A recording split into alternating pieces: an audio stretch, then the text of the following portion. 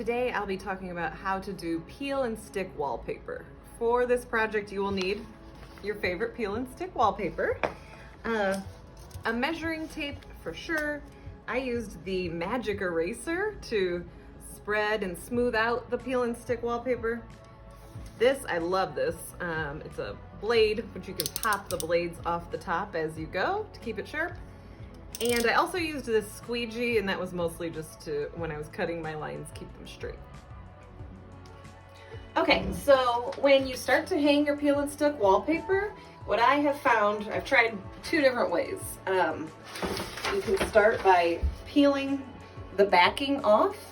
You can peel the backing off slowly, but I have found that that creates a lot of bubbles. So I was a little nervous in the beginning to peel all of the backing off, but it actually works pretty well. So what I do is I start by peeling half of the backing off, and then I get it situated on the wall where I need it to be with a little overlap on the crown molding here, and get it basically as close to, you want to try to have it lined up as best as possible.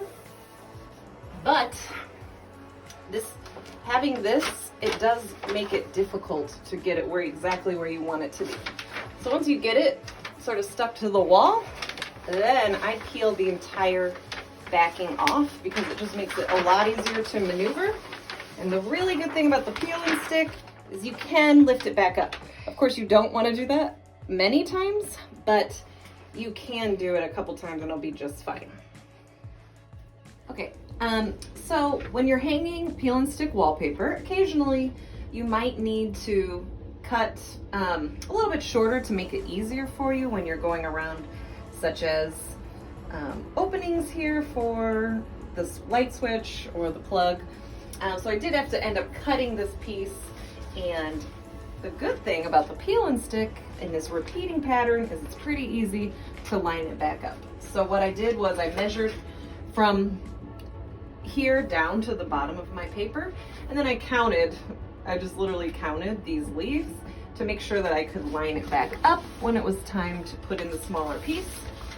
And you will see that it will then be real easy to line this up so that the wallpaper will match back up. Okay, so I am down to the last few pieces of my peel and stick wallpaper, just getting down behind the toilet and down behind the sink.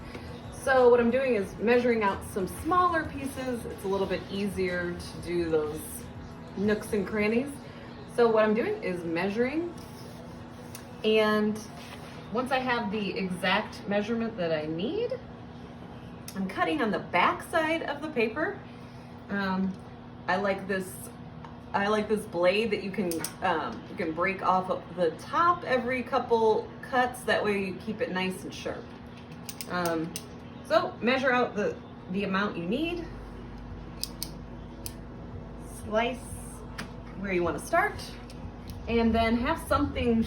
I'm using this to keep the line really, really straight while I slice the wallpaper.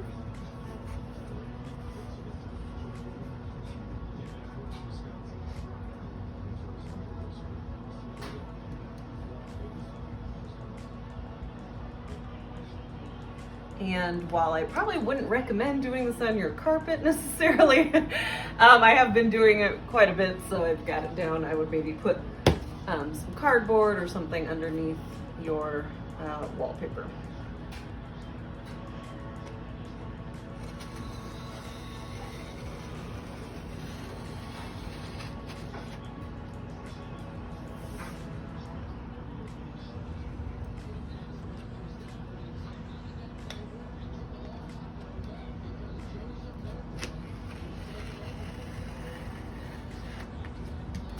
And voila.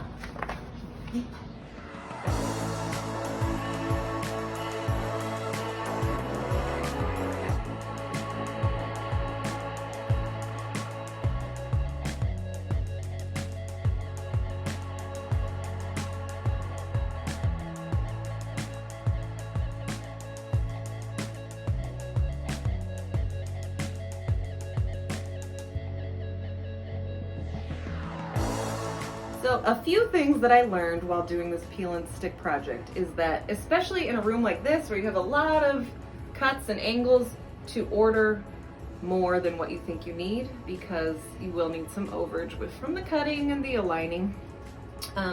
This particular paper that I used, when you line it up, these are 2 full pieces right here.